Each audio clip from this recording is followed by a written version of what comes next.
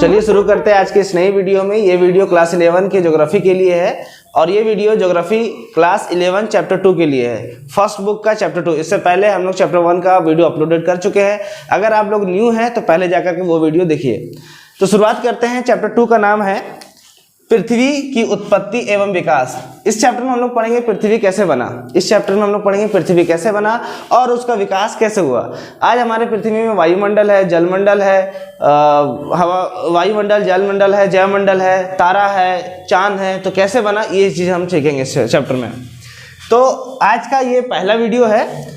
सबसे पहला क्वेश्चन आएगा पृथ्वी। चूंकि चैप्टर का नाम क्या है, पृथ्वी किसे कहते हैं या फिर पृथ्वी की उत्पत्ति, तो सबसे पहला क्वेश्चन बनेगा पृथ्वी किसे कहते हैं। तो देखिए पृथ्वी जो है, हम लोग धरती पे ही रहते हैं और धरती को ही पृथ्वी कहते हैं, लेकिन इसका कुछ तो डेफिनेशन होगा। तो डेफिनेशन हार्ड ना करते हुए हम लोग बहुत ही नॉर्मल सा डेफिनेशन इसको देखेंगे, परिभाषा।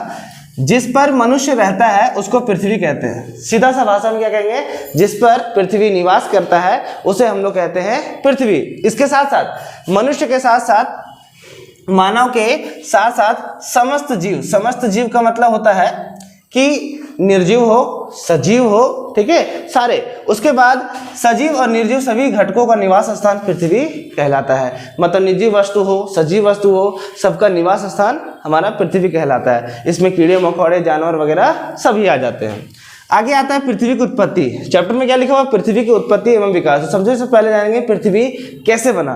तो देखिए पृथ्वी कैसे बना, इस पे बहुत सारे विद्वानों का मतभेद है और बहुत सारे विद्वानों आए और इस पर अपना अलग अलग सिद्धांत दिए, मत दिए। उस मत को हम लोग 3 वर्गों में डिफाइन करते हैं। विद्वानों ने पृथ्वी कैसे बना इसके लिए 3 सिद्धांत या 3 वर्गों में सिद्धांत को बांटा है। पहला है एक तारक सिद्धांत। क्या है, एक तारक सिद्धांत। दूसरा क्या है, द्वय तारक सिद्धांत। तीसरा क्या है, आधुनिक सिद्धांत। ठीक है, कुल मिलाकर के इतना समझना है कि पृथ्वी कैसे बना, इसके बारे में बहुत सारे वैज्ञानिकों ने अपना अपना सिद्धांत दिया। उन सिद्धांतों को 3 लेवल पे बांटा गया है, 3 स्तर पर बांटा गया। पहला है एक तारक सिद्धांत, इसको कहते हैं अद्वैतवादी सिद्धांत, अद्वैतवादी सिद्धांत। दूसरा है द्वय तारक सिद्धांत, इसको द्वैतवाद सिद्धांत भी कहते हैं। और तीसरा है आधुनिक सिद्धांत। तो इन तीनों सिद्धांत वर्गों के सिद्धांत में कौन सा इंपॉर्टेंट है, तो सबसे ज्यादा इंपॉर्टेंट है हमारा आधुनिक सिद्धांत। कौन सा है, आधुनिक सिद्धांत। आधुनिक सिद्धांत को हम लोग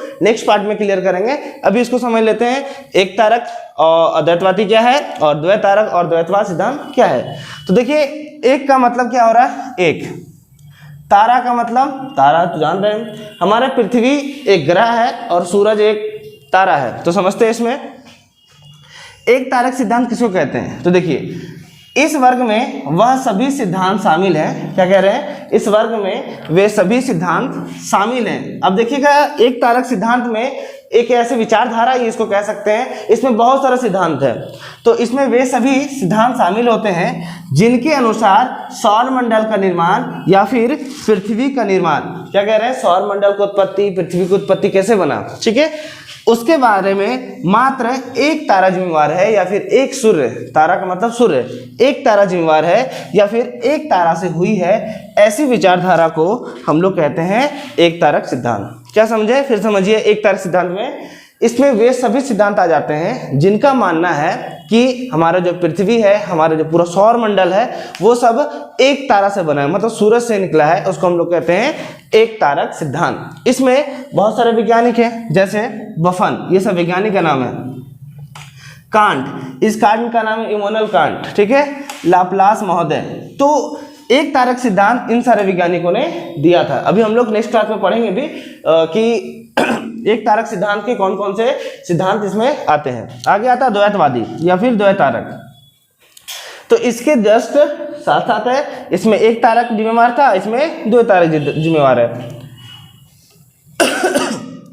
इस वर्ग में ऐसे सिद्धांत शामिल हैं जिनका मानना है कि हमारा सौर मंडल का विकास या फिर पृथ्वी का विकास या पृथ्वी की उत्पत्ति 2 तारा की मदद से हुआ है। क्या लिखे हैं, 2 तारा से हुआ है, यहाँ पे लिखा हुआ है उत्पत्ति 2 तारा से हुआ है। तो उन सभी सिद्धांत को हम लोग द्वय तारक सिद्धांत में रख दिए। अब इस सिद्धांत के समर्थक कौन कौन है, इस सिद्धांत के देनदार कौन कौन है, देखिए चैम्बरलिन और मोल्टन, जेम्स जीन्स और जेफरे, एक और है रसेल।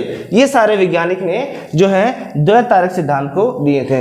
ये एक तारक सिद्धांत, ये द्वैत तारक सिद्धांत, इसके बाद आधुनिक सिद्धांत। आधुनिक सिद्धांत ही है जिसमें हम लोग को पढ़ना है बिग बैंग सिद्धांत।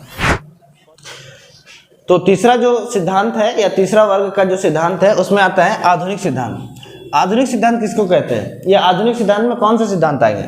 तो इस वर्ग में वैसे सिद्धांत शामिल किए जाते हैं जो दूसरा विश्व युद्ध कब हुआ था, ये कमेंट करके आप लोग बताएंगे। जो दूसरा विश्व युद्ध के बाद अत्याधुनिक, क्या कह रहे हैं, अत्याधुनिक वैज्ञानिक लोग ने अपना आविष्कार किया, अपना रिसर्च किया, अपना विचार दिया, वो सारे वैज्ञानिक, वो सारे सिद्धांत इसमें आते हैं। देखिए, अत्याधुनिक वैज्ञानिक के आविष्कार एवं ब्रह्मांड के विषय में जो जानकारी इन्होंने जमा की या उसके आधार पर जो जानकारी हम लोग को मिला उसको कहते हैं अत्याधुनिक या आधुनिक सिद्धांत। ठीक है, इसमें कौन कौन सा सिद्धांत आता है?